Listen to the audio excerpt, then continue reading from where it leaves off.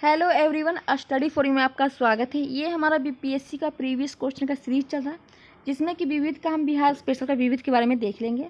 तो आपके लिए ये क्लास बहुत ही इंपॉर्टेंट है, जिससे कि आपको बीपीएससी किस तरह का क्वेश्चन पूछता है, किस लेवल का, आपको इससे ज्ञान हो जाएगा कि हमें किस लेवल से पढ़ाई करनी है। तो आइए बिना देरी का स्टार्ट करते हैं आज का क्लास। उससे पहले अगर आप चैनल पर नए हैं तो प्लीज़ चैनल को सब्सक्राइब कर लीजिए, वीडियो को शेयर और लाइक कर लीजिए। हमने ये सब वीडियो देख लिया है बिहार स्पेशल में, तो हम आज देखेंगे विविध। तो हमारा फर्स्ट क्वेश्चन आज का है, देख लीजिए। बिहार के निम्नलिखित जिलों में से कौन सा जिला नेपाल के साथ सीमा नहीं लगती है? तो जो हमारा मधुबनी है, किशनगंज है, सीतामढ़ी है, ये तीनों क्या है, बिहार का जो जिला है वो नेपाल के साथ लगती है, लेकिन पूर्णिया जिला जो कि नेपाल के साथ नहीं लगती है। तो ऑप्शन नंबर डी हमारा हो जाएगा राइट आंसर। नेक्स्ट क्वेश्चन हमारा है, निम्नलिखित में से कौन सा भारत के लिए राज्य में मौजूद एकमात्र यूनेस्को द्वारा विश्व धरोहर में शामिल है?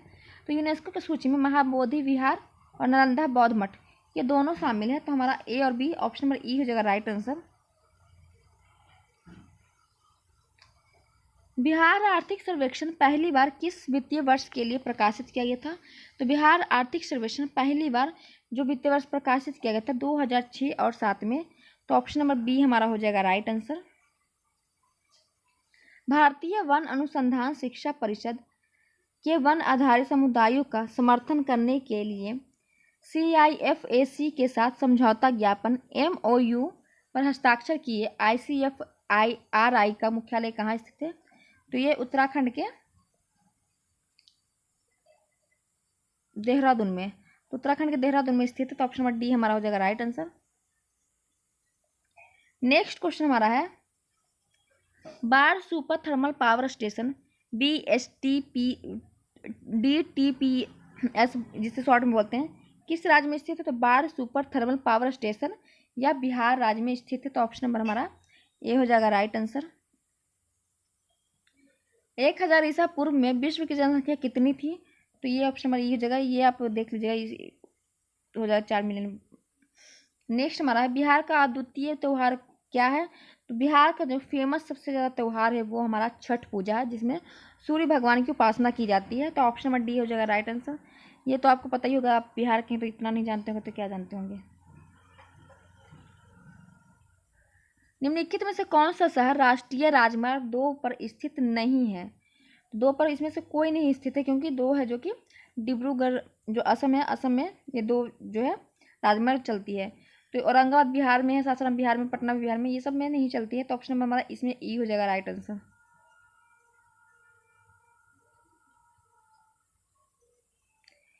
बिहार में निम्नलिखित द्वारा विमान सेवाएं उपलब्ध कराई जाती है? तो सहारा, इंडियन, रॉयल इंडियन एयरलाइंस, तो इसमें हमारा एक से अधिक हो जाएगा। ऑप्शन नंबर ई हो जाना चाहिए राइट आंसर। तो ऑप्शन नंबर ई है नहीं, देखिए जो वर्तमान में अनेक कंपनी भी हमें सेवाएं कर रही है, जिसमें Air India Express, Kingfisher Airlines, जो Go Air India, Spice Jet Airlines, Jet Airlines, Sahara Airlines, Royal Airlines, सभी ये क्या बिहार में आता है। बिहार का सबसे ऊंचा कहे जाने वाला विश्व शांति स्तूप बिहार में कहाँ है? तो विश्व का सबसे ऊंचा कहे जाने वाला विश्व का शांति स्तूप राजगीर में स्थित है। ऑप्शन नंबर सी हमारा हो जाएगा राइट आंसर। नव नालंदा महाविहार किसके लिए विख्यात है? तो नव नालंदा महाविहार जो पाली अनुसंधान संस्थान, इसके लिए विख्यात है। ऑप्शन नंबर सी हमारा हो जाएगा राइट आंसर। पटना अंतर्राष्ट्रीय हवाई अड्डा निम्नलिखित में से सीधे जुड़ा हुआ है? तो पटना हवाई अड्डा है जो कि सीधे जुड़ा हुआ है काठमांडू, नई दिल्ली, कोलकाता, लखनऊ, बेंगलुरु, हैदराबाद, एक से अधिक से जुड़ा हुआ है। तो ऑप्शन हमारा इसमें ई हो जाएगा राइट आंसर। पूर्वी मध्य रेलवे क्षेत्र का मुख्यालय कहाँ पर स्थित है? पूर्वी मध्य बोल रहा था, जैसे कि यहाँ पे नहीं, हाँ आप वहीं पे, ये उत्तर है, ये दक्षिण है, ये पूरब है और ये पश्चिम है।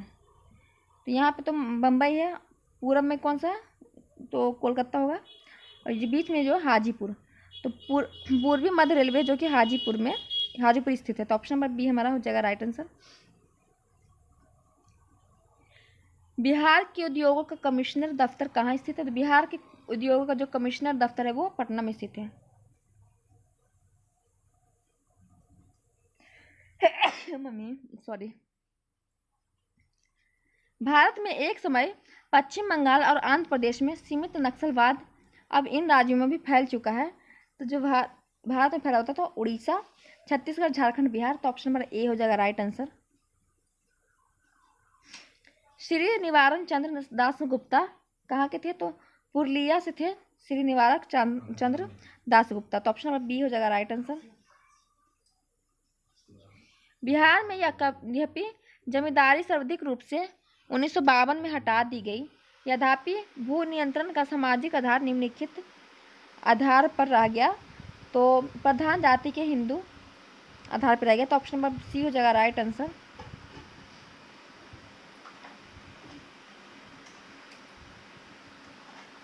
बिहार के प्रमुख समाचार पत्र बिहारी के संपादक थे। तो बिहार के जो प्रमुख समाचार पत्र है बिहारी के संपादक बाबू महेश्वर प्रसाद थे। तो ऑप्शन नंबर डी हमारा हो जाएगा राइट आंसर।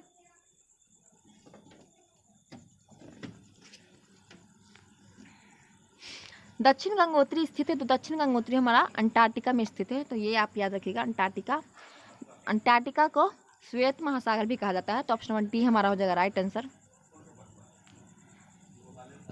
निम्नलिखित में से कौन सी पुस्तक तिलक जी ने लिखी है? तो आप गीता रहस्य जो कि तिलक जी ने लिखा है। तो आप ये ऐसे याद रख सकते हैं कि गीता जो है वो तिलक लाकर पढ़ना चाहिए। तो ऑप्शन नंबर बी हो जाएगा गीता रहस्य तिलक जी ने लिखा है। पुस्तक 1984 किसके द्वारा लिखी गई है? तो पुस्तक 1984 है जो कि लिखी गई जॉर्ज ऑरवेल के द्वारा। ऑप्शन नंबर सी हो जाएगा राइट आंसर। तो 1984 इस तरह से है पुस्तक का नाम है। खेलकूद उत्कृष्टता के लिए कौन सा पुरस्कार दिया जाता है? तो खेलकूद में आपको पता है अर्जुन पुरस्कार दिया जाता है। तो ऑप्शन नंबर बी हमारा हो जाएगा राइट आंसर। निम्नलिखित में से किस विदेशी नागरिक को भारत रत्न प्रदान किया गया था? तो आपको पता है जो भारत रत्न प्रदान किया गया है जो विदेशी है वो भारत के नहीं है, वो नेल्सन मंडेला है। तो ऑप्शन नंबर ए हो जाएगा नेल्सन मंडेला को भारत रत्न प्रदान किया गया है। नेक्स्ट क्वेश्चन देख लेते हैं। चुने गए देशों की अर्थव्यवस्था के संबंध में निम्नलिखित में से कौन सा कथन सही नहीं है? तो संयुक्त राष्ट्र अमेरिका 50% से अधिक मक्का उत्पादन करता है, किंतु निर्यात विश्व के निर्यात का मात्र 3% करता है। तो ये हमारा गलत हो जाएगा। तो ऑप्शन नंबर ए ही हो जाएगा गलत, क्योंकि जो मक्का निर्यात करता है वो सबसे ज़्यादा अमेरिका करता है, क्योंकि अमेरिका में सबसे ज़्यादा मक्का होता भी है और सबसे ज़्यादा ये निर्यात भी करता है, 3% नहीं करता। तो ऑप्शन नंबर ए हो जाएगा राइट आंसर हमारा। इजराइल और PLO के बीच प्रथम सीधी बैठक हुई थी। तो इजराइल और PLO के जो प्रथम सीधी बैठक हुई थी वो मैड्रिड में हुई थी। तो ऑप्शन नंबर हमारा सी हो जाएगा राइट आंसर। ये उस समय का करंट अफेयर्स होगा। विश्व व्यापार संगठन वर्ल्ड ट्रेड ऑर्गेनाइजेशन के प्रथम अध्यक्ष कौन थे? तो विश्व व्यापार संगठन के जो पहले अध्यक्ष थे वो थे Peter Sutherland. Option number B हमारा हो जाएगा राइट आंसर। दामोदर घाटी निगम कब स्थापित हुई थी? दामोदर घाटी जो निगम है वो 1948 में स्थापित हुई थी, आज़ादी के ठीक 1 साल बाद। तो ऑप्शन नंबर ए हो जाएगा राइट आंसर। भद्रावती इस्पात केंद्र स्थित है। तो भद्रावती जो इस्पात केंद्र है वो भद्रा नदी पर स्थित है। ऑप्शन नंबर बी हमारा हो जाएगा राइट आंसर। स्वर्णिम त्रिकोण का तात्पर्य क्या है? तो स्वर्णिम त्रिकोण का जो तात्पर्य है वो है थाईलैंड, म्यांमार आदि के नशीले पदार्थों का उत्पादन करने वाला क्षेत्र। तो ऑप्शन नंबर सी हमारा हो जाएगा right answer. South Asian Coalition on Child's Servitude report के अनुसार भारत में बंधुआ बच्चों की संख्या कितनी है? तो ये चेंज होता रहता है, तो ये इस क्वेश्चन पर स्किप मार दीजिए।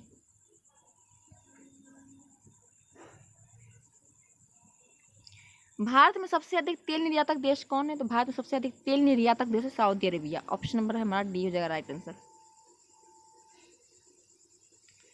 प्रकाश पादुकोण किस क्षेत्र में प्रसिद्ध है? तो प्रकाश पादुकोण बैडमिंटन में क्षेत्र में प्रसिद्ध है। ऑप्शन नंबर ए हो जाएगा राइट आंसर। एवरेस्ट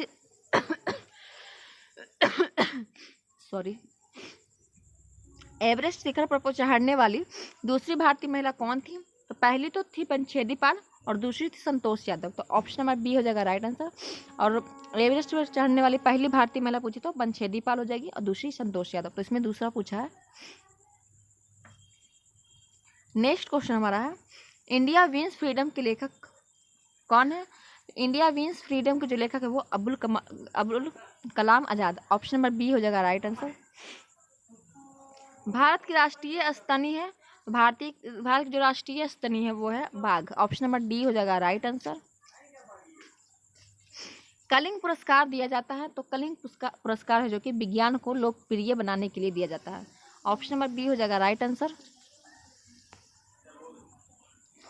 संसार का सबसे बड़ा स्टेडियम अवस्थित है, तो संसार का जो सबसे बड़ा स्टेडियम है वो संयुक्त राष्ट्र अमेरिका में अवस्थित है, यूएसए में। ऑप्शन नंबर डी हो जाएगा राइट आंसर।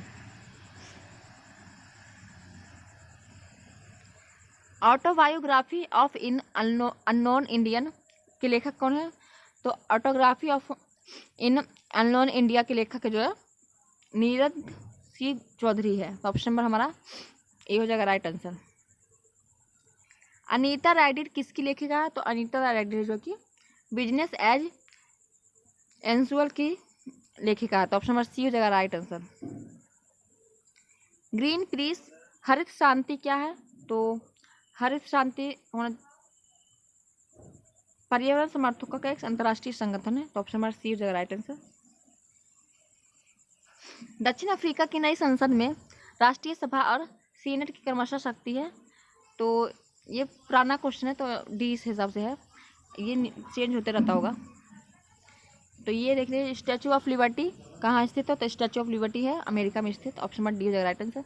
उस समय ये पहले सबसे ऊंची थी, अब हमारा क्या स्टैचू ऑफ यूनिटी है जो कि अहमदाबाद में स्थित है, भारत के गुजरात के अहमदाबाद में।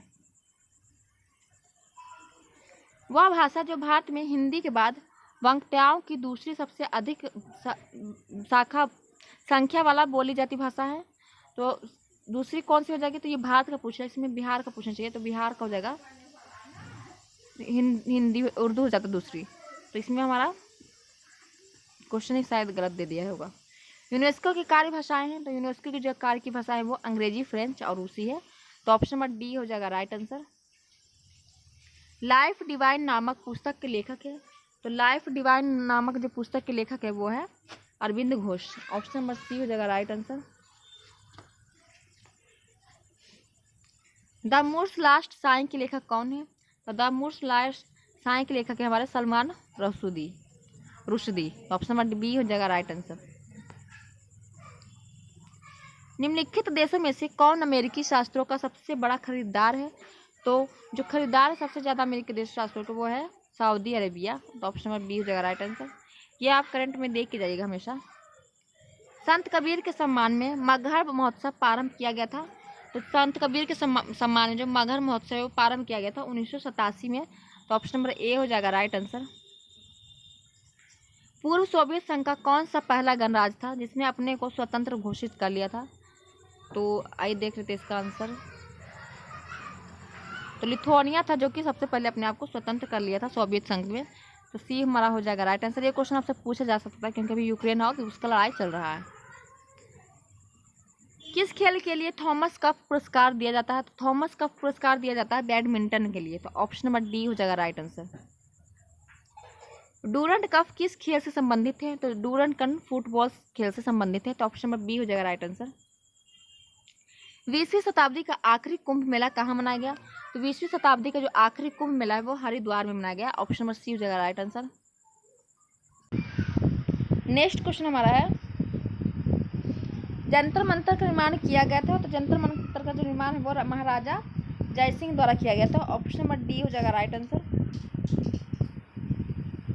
एक वयस्क भारतीय हाथी का भार लगभग होता है, तो एक वयस्क जो भारतीय हाथी का भार होता है वो 5000 किलोग्राम होता है। ऑप्शन नंबर सी हो जाएगा राइट आंसर। स्विट्जरलैंड में बोली जाने वाली प्रधान भाषाएं हैं, तो स्विट्जरलैंड में जो बोली जाती है भाषाएं वो है जर्मन, फ्रेंच और इटालियन। तो ऑप्शन नंबर डी हो जाएगा हमारा राइट आंसर। भारत में जन्मे 2 अमेरिकी नागरिक जिन्हें विज्ञान के क्षेत्र में नोबेल पुरस्कार मिला था, तो विज्ञान के क्षेत्र में ये हो जाना चाहिए अरविंद खुराना सिंह और सीवी रमन। तो आइए देख लेते इसमें, तो डी दिया गया है इसमें हरगोविंद खुराना और एस चंद्रशेखर। तो ऑप्शन डी हो जाएगा रमन हो जो सकता है, जो कि आइए देख लेते इसका डिफिनेशन। इस चंद्रशेखर को 1983 में भौतिक शास्त्र के चंद्रशेखर सीमा के लिए, हरगोविंद खुराना को चिकित्सा के क्षेत्र में, जिनके लिए नोबेल पुरस्कार दिया गया। दोनों वैज्ञानिक भारत में जन्मे हुए थे, किंतु इन्हें अमेरिका की नागरिकता ग्रहण की थी, तो इसलिए इन्हें दोनों को मिला था। वह कौन एकमात्र भारतीय है जिसको ग्रेट ब्रिटेन ने लॉर्ड का खिताब दिया था? तो वह जो भारतीय है एकमात्र जिनको ग्रेट ब्रिटेन लॉर्ड का खिताब मिला हुआ है वह है स्वराज पाल। ऑप्शन नंबर सी हो जाएगा राइट आंसर। इन देशों में से कौन सा देश संयुक्त राष्ट्र संघ का स्थायी सदस्य नहीं है? तो संयुक्त राष्ट्र संघ का जो स्थायी सदस्य नहीं है वो है जर्मनी। ऑप्शन नंबर बी हो जाएगा राइट आंसर। फ्रांस, चीन, यूनाइटेड किंगडम तीनों क्या है? यूनेस्को का संयुक्त राष्ट्र संघ का स्थायी सदस्य है। इस सदी की शुरुआत में हवाई जहाज का आविष्कार किसने किया था? तो राइट ब्रदर्स है जो कि हवाई जहाज के आविष्कार किए थे। तो ऑप्शन नंबर ए हो जाएगा हमारा राइट आंसर। टेलीस्कोप की खोज किस वैज्ञानिक ने की थी? तो टेलीस्कोप की खोज गैलीलियो ने की थी। तो ऑप्शन नंबर डी हो जाएगा हमारा राइट आंसर। निम्नलिखित में से किस खनिज द्वारा लोहा प्राप्त किया जाता है? तो लोहा प्राप्त किया जाता है हेमेटाइट के द्वारा। ऑप्शन नंबर डी हो जाएगा राइट आंसर। नेक्स्ट क्वेश्चन हमारा है गुट निरपेक्ष आंदोलन का नेता कौन था? तो गुट निरपेक्ष आंदोलन का जो नेता था वो भारत था। ऑप्शन नंबर बी हो जाएगा राइट आंसर। मदर टेरेसा की जन्मभूमि कौन सी थी? तो मदर टेरेसा की जो जन्मभूमि है वो अल्बानिया थी। तो ऑप्शन नंबर ए हो जाएगा हमारा राइट आंसर।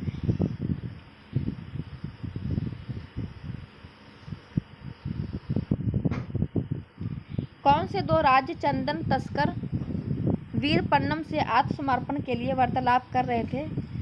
तो ये थे हमारे कर्नाटक और तमिलनाडु है जो कि चंदन तस्कर वीरपन्नम से आत्मसमर्पण के लिए वार्तालाप कर रहे थे। तो ऑप्शन नंबर सी हो जाएगा हमारा राइट आंसर। अंतरिक्ष विज्ञान पर अनुसंधान और विकास का श्रेय जाता है? तो अंतरिक्ष विज्ञान और अनुसंधान और विकास का श्रेय जो जाता है वो सी साराभाई को। तो ऑप्शन नंबर बी हो जाएगा राइट आंसर। जो इसरो है उसकी जो स्थापना है वो विक्रम साराभाई ने ही की थी, जो कि इसमें बी साराभाई लिखा हुआ है। तो ऑप्शन नंबर बी हो जाएगा राइट आंसर, विक्रम साराभाई को। परमाणु ऊर्जा में भारतीय कार्यक्रम के जनक कौन है? तो परमाणु ऊर्जा में जो भारतीय कार्यक्रम के जनक है वो है एच.जे. भाभा। तो ऑप्शन नंबर बी हो जाएगा हमारा राइट आंसर। शांति उद्देश्यों हेतु परमाणु शक्ति का उपयोग करने वाला भारत किस देश से बहुत ही ज़्यादा आगे है? तो शांति उद्देश्य हेतु परमाणु शक्ति का उपयोग करने वाले भारत जो है देश सबसे ज़्यादा है किससे? तो भारत से भी ज़्यादा आगे है पाकिस्तान। तो ऑप्शन नंबर बी हो जाएगा राइट आंसर हमारा। भारत में निर्मित टैंक का नाम है? तो भारत में निर्मित टैंक का नाम है अर्जुन।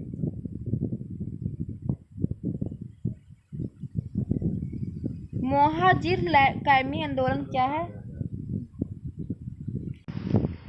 मोहाजिर कैमी आंदोलन क्या है? तो मोहाजिर कैमी जो आंदोलन है वो है पाकिस्तान में बसे उर्दवासी मुसलमानों का एक राजनीतिक दल। तो ऑप्शन नंबर बी है वो जाएगा हमारा राइट आंसर।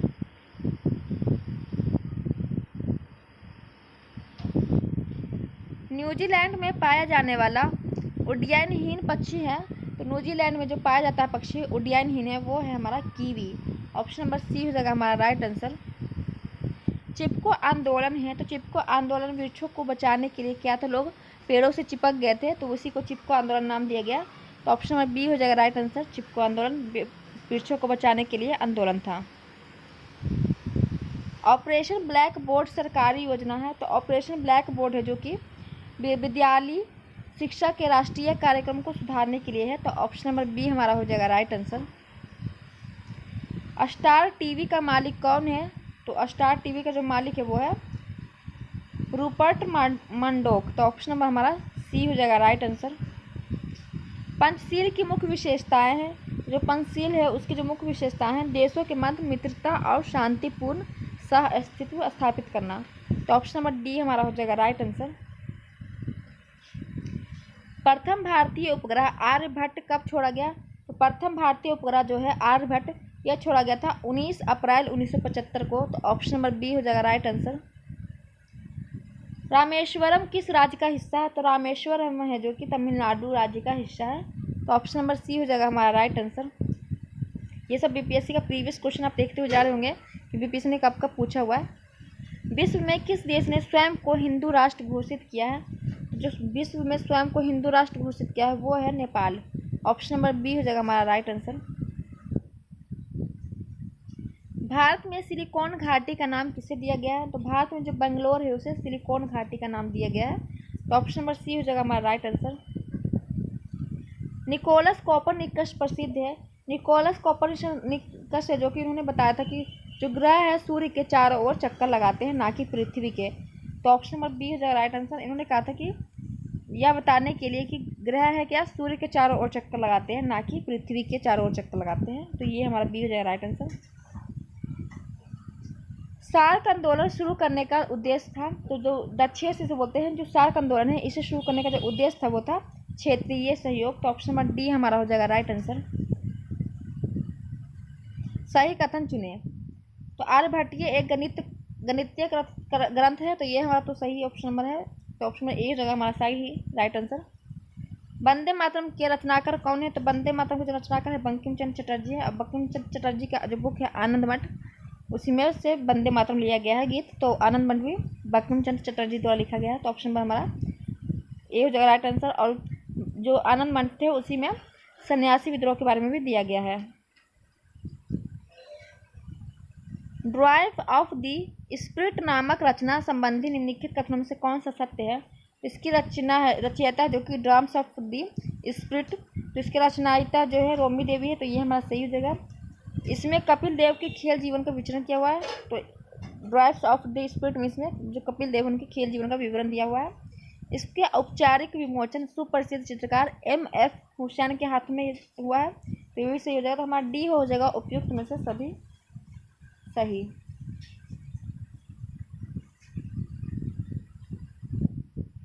नेक्स्ट क्वेश्चन हमारा है, अंतर्राष्ट्रीय संबंधों में निम्नलिखित में से कौन सा कारक योगदान नहीं है? तो हमारा जो है आक्रामक राष्ट्रवाद की भावना, ये हमारा अंतर्राष्ट्रीय संबंधों में कारक योगदान का नहीं है। तो ऑप्शन नंबर बी हो जाएगा हमारा राइट आंसर।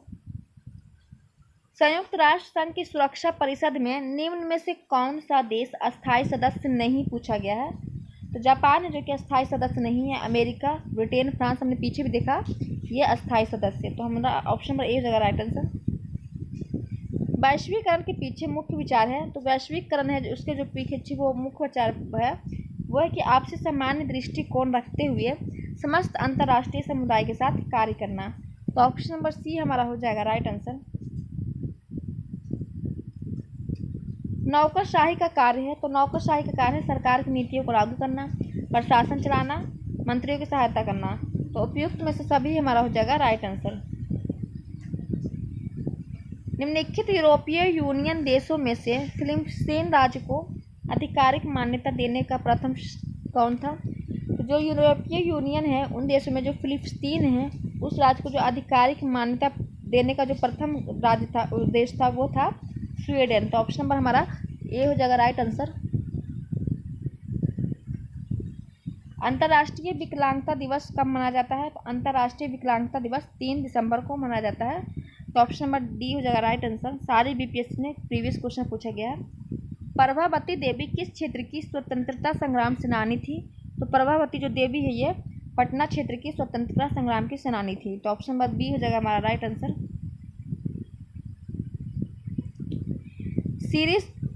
श्री नरसिंह नारायण क्या थे? तो श्री नरसिंह नारायण जो है वो समाजवादी थे। तो ऑप्शन नंबर ए हो जाएगा हमारा राइट आंसर।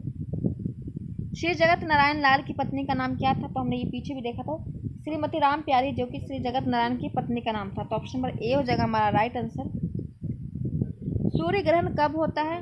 तो सूर्य ग्रहण जब होता है जब चंद्रमा के बीच में हो। तो ऑप्शन नंबर ए हो जाएगा राइट आंसर। जैसे पृथ्वी है और चंद्रमा है, बीच में चंद्रमा बीच में आ जाता है, ये सूर्य है और ये पृथ्वी है, तो बीच में चंद्रमा आ जाता है जो सूर्य ग्रहण हो जाता है। तो ऑप्शन नंबर ए हो जाएगा हमारा राइट आंसर। सबसे छोटा दिन कब होता है? तो सबसे छोटा दिन 22 दिसंबर को होता है। तो ए हो जाएगा 22 दिसंबर हमारा राइट आंसर। तो ये हमारा आज का लास्ट क्वेश्चन था। आज के लिए इतना ही, फिर मिलते हैं नेक्स्ट क्लास में। आपको वीडियो कैसा लगा कमेंट करके जरूर बताइएगा। हमने इसमें देखिए ये हमने पूरा ख़त्म कर दिया पीडीएफ। इसको पीडीएफ का जो आपको पीडीएफ जो हमारे टेलीग्राम चैनल पे मिल जाएगा। टेलीग्राम चैनल का जो लिंक है हम डिस्क्रिप्शन बॉक्स में डाल देंगे। अब डिस्क्रिप्शन बॉक्स से जाके इस पीडीएफ का अपलोड करके इसे सेट लगा सकते हैं। तो देखिए इसमें हमने जो पढ़ा है वो सारे एक बार देख लेते हैं। तो इसमें इतिहास वगैरह हमने सारे पढ़ लिए बिहार का। तो ये बिहार का इतिहास है, भूगोल इसमें भी पढ़ने का था। तो मैं सारे वीडियो ये वाला कंप्लीट कर दिया PDF। कृषि उद्योग से विविध भी हमने पढ़ लिया था, और फिर हमारा भूगोल होगा। तो ये हमने सारा PDF कंप्लीट कर दिया है। तो और इसका जो PDF है आपको टेलीग्राम चैनल पे मिल जाएगा। तो जाइए टेलीग्राम चैनल पे, जो है डिस्क्रिप्शन बॉक्स पे जाइए, उस पर टेलीग्राम चैनल का लिंक है, उसे क्लिक कीजिएगा और टेलीग्राम चैनल से आप जुड़ जाइए। आपको हर क्लास का PDF उस पर अपलोड किया जा रहा है। तो आपको वीडियो कैसा लगा कमेंट करके जरूर बताइएगा। और थोड़ा बहुत तो आपको मिस्टेक लगा हो तो उसके लिए सॉरी, क्योंकि बैकग्राउंड में थोड़ा बहुत अगर आवाज़ भी आ रहा होगा तो उसके लिए भी सॉरी। और चैनल पर नए प्लीज़ चैनल को सब्सक्राइब, वीडियो को शेयर कर लीजिए। फिर मिलते हैं नेक्स्ट क्लास में। Thank you so much.